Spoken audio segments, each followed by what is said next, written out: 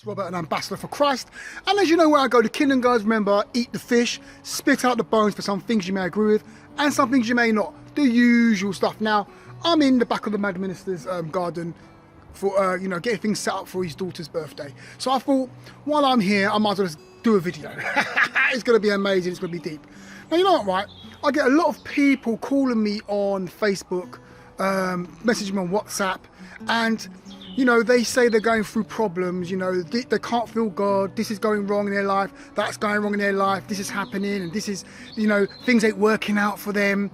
And then what happens is that as they start speaking and we get to the core of what's going on, it's always, most of the time, the same thing.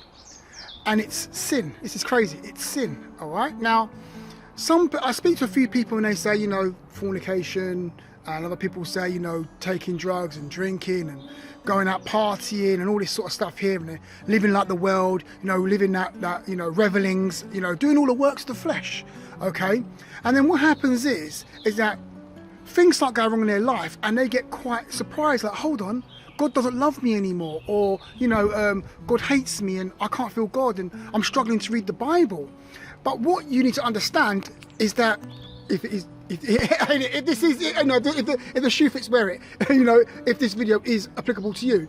But what we need to understand is that when you sin, when you start working in the flesh, when you start moving in the things of the world, when you start moving after the things of the flesh when you start moving in the things of the earth and not the things that are above, when you start to focus on earthly things and not focusing on heavenly things, you're going to find yourself in problems. You're going to find yourself in trouble. You see, I speak to a few people and they saints, sons of God, they fall and they commit gross sin. And then they start to, and they feel quite confused why they can't pray, why they feel tormented, why they have bad dreams, why they've got the spirit of lust in them, why their thoughts are all being attacked all the time, why they're always continuously sinning. And they wonder what's going on. And it's always the same thing. You see, when you sin, all right, there's going to be a consequence to your action. All right, when you sin, you come out of alignment with God, and when you come out of alignment with God, then you will no longer be in alignment to receive revelation, to receive understanding, to receive forgiveness, blessing, goodness, and all the things the kingdom has for his ambassadors in the earth, which is us, when we're in alignment with him. So when we sin, we come out of alignment with him, and when we are out of alignment with God, all right, you will not feel him. You will not be able to you won't be able to read the Bible. You won't be able to do godly things. You'll always be led astray very easily. You'll always be sinning very easily. You'll always be walking after the flesh very easily, and you'll be struggling to do the things that are of God. And you'll be struggling to do the things that are after the Spirit. You're going to struggle to do it. And the bottom line is, it's the sin, it's the consequence of your sin that is causing these problems. Now, if you want to feel God, you want to get in the presence of God, let me show you something straight out. God has already forgiven you. God has forgiven you. But this is the thing. Forgiveness is here, but you are over here. Forgiveness is here, but you are over here. That's the reason why you can't.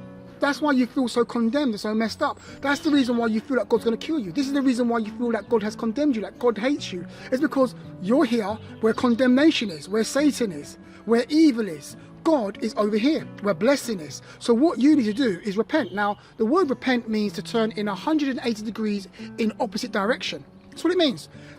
Repent also means have a change of thought, have a change of mind. So if you're over here, be like the prodigal son. The prodigal son was inside the pigsty, and he had a change of mind. And he thought, wow, why am I eating the pig's food when I could go home and eat from the king's table, from my father's house, where there's a fatted calf, where there's food, where there's love, where there's brethren, where there's blessing? I'm going to go back there. That's what you need to do. Now, it's going to be a struggle, because you're going to have so much condemnation in your mind. The devil will be holding you so hard, but you just have to let it go. Let the sin go. You know what? I made a mistake. I sinned. I'm an idiot.